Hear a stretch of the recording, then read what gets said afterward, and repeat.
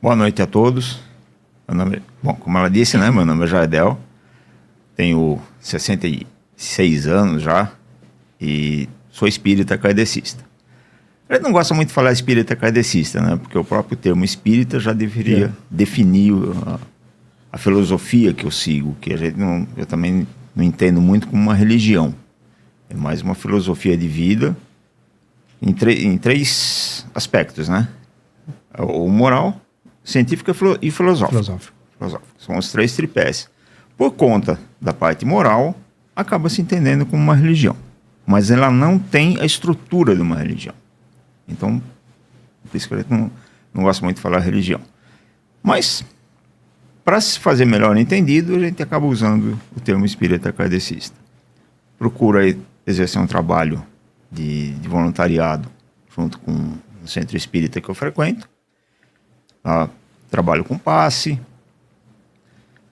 trabalho na evangelização e sou monitor de cursos.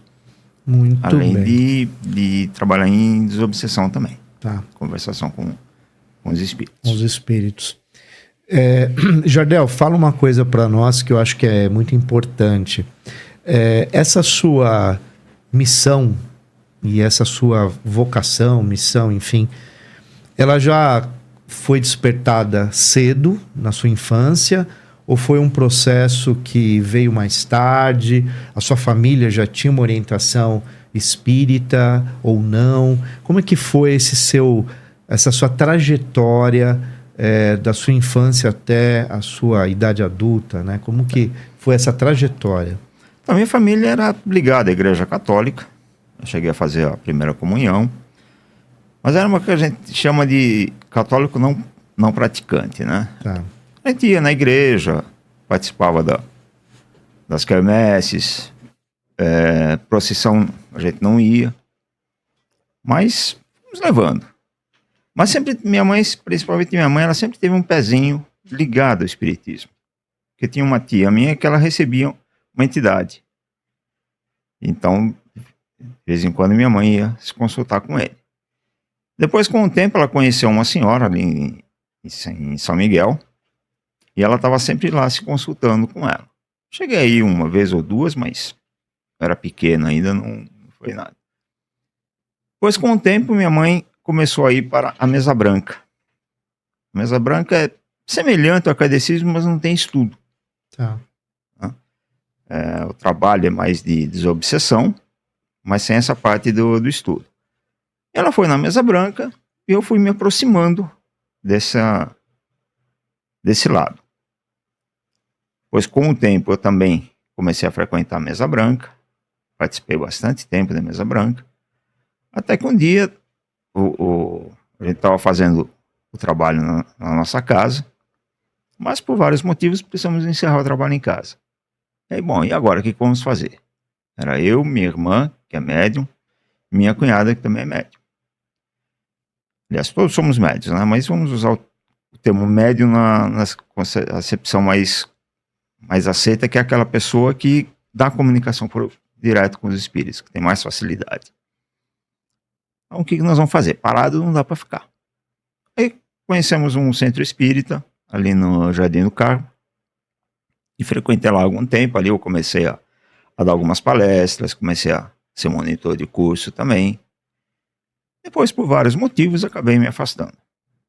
Aí fiquei alguns anos afastado. Eu morava em Guarulhos, em Itaquera. Mudei para Guarulhos. Minha esposa também é médium. E eles falaram, bom, ficar parado não dá. Ele precisa arrumar um lugar. Tinha uma casa perto de nós, mas minha esposa foi lá e não agradou. Não se identificou. Não se identificou, exatamente. Certo. Eu também não cheguei a conhecer. Aí uma vizinha nossa falou, olha, tem um centro ali atrás do Hospital Padre Bento. Vocês não experimentem lá. Nós fomos. E eu me identifiquei muito com a casa. Isso foi em 2006, mais ou menos. 2006, 2007. E estou lá até hoje. Né? E aí, aos poucos, fui me familiarizando com os trabalhadores da casa. E fui me direcionando para os cursos. E de lá para cá é curso direto, Envolvimento quase 100%. que 100%. Eu estou aposentado hoje, então a minha vida é ficar em casa, cuidar da casa enquanto minha esposa trabalha, e o centro. E os netos, né? Não pode faltar. Não pode faltar. Na condição de vô, tudo é mais tranquilo, né? É. Porque a educação os pais que dê, né? O Sim. avô e a avó serve pra adoçar, né? Adoçar, Estragaram. Tu fala assim, tem que estragar. Vô e vó estraga filho, né? Mas vocês já educaram os filhos, né? Já. E esse trabalho espiritual, como que você encara? Como uma missão? Como algo que te traz evolução também? Como que a doutrina espírita ela define esse trabalho voluntário, esse trabalho que é de muito amor, né? Porque é o seu tempo, o tempo é muito importante para nós. Não estou falando o tempo do capital, estou falando o tempo humano, né? O tempo é muito importante para nós. E a doutrina espírita, ela coloca isso como algo de muito valor. Sim. E fala um pouco, né? Eu acho que é legal para quem está nos assistindo compreender um pouco essa visão da doutrina espírita em relação a esse trabalho voluntário e o quanto isso é bom para quem faz, né? Porque aí você está nesse lugar. Uhum. Então fala um pouco sobre essa questão. Então, uma das coisas que Kardec coloca para nós, né? É que, e isso já vem de Jesus, ele fala que dai de graça o que de graça recebestes. Então, a mediunidade, principalmente, é uma ferramenta que o médium tem para ajustes. A grande maioria dos médiuns, a gente fala que é uma mediunidade de expiação, de prova. Normalmente são espíritos muito endividados, que para ter um processo mais rápido de resgate desses débitos, ele vem com a mediunidade. Por quê? Quando o médium empresta o corpo dele para que um outro espírito, um espírito necessitado principalmente, se comunique, ele está praticando um grande ato de caridade. E a bandeira do espiritismo é fora da caridade não há salvação. Então o Kardec coloca bem isso. Então pratique a caridade. E de graça, sem cobrar nada. Então, para nós, trabalhar como voluntário, ou seja médium, ou seja um outro colaborador, é muito gratificante. Isso nos traz paz de espírito. Acho que o principal é isso, me traz paz de espírito.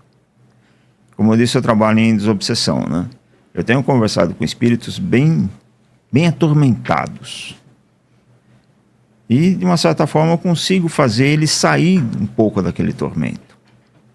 Tenho tido relatos que quase me faz chorar. Eu não sou muito fácil de chorar, mas se eu fosse mais fácil, eu sairia chorando da sala. Porque realmente é muito emocionante um espírito ele conseguir se libertar daquela cristalização, daquele processo que ele está, porque aconteceu alguma coisa com ele que aprisionou ele naquilo lá. Então ele só vê aquele evento que aconteceu. Ele não vê que tem espíritos amigos dele, familiares, pai, mãe, irmão, querendo ajudar ele. Né? Então, nesse processo de desobsessão, ele consegue se libertar um pouquinho dessa concha, abrir um pouquinho a concha e ver esses espíritos que estão querendo ajudar ele e receber essa ajuda. Então, tem alguns relatos, eu não vou ficar entrando em detalhes, né? Mas é muito emocionante. E isso me traz um bem muito grande. Missão. Sim, é uma missão. Todos nós temos uma missão. Grande, pequena, não importa. A gente veio com uma missão. Às vezes é simplesmente tocar a vida do jeito que ela é. Mas é a missão desse espírito. Ele veio aqui para se direcionar alguma coisa. Pode ser simplesmente viver a vida. Não prejudicando ninguém, principalmente, e viver a vida. Outros já têm missões mais importantes. Né? Mas todos nós temos uma missão. Então, sim, eu vejo como uma missão trabalhar. Eu gosto de ensinar. Eu acho que, e coloco isso muito para os alunos, o conhecimento que eu tenho, eu procuro passar. Né? Mesmo quando eu estava trabalhando, o que eu podia passar para os meus colegas, eu passava. Nunca tive medo, ele vai puxar meu tapete. Esquece isso, esquece. Se ele puxar, é problema dele, é responsabilidade dele. Sim. Não é sua. A responsabilidade é dele, né? É dele. O ato foi dele. O ato foi dele. E paciência. Você caiu, Deus vai te ajudar a levantar, vai encontrar um outro caminho. Então eu gosto de passar o conhecimento. Né? E trabalhar dessa forma como eu estou trabalhando realmente me traz muita satisfação.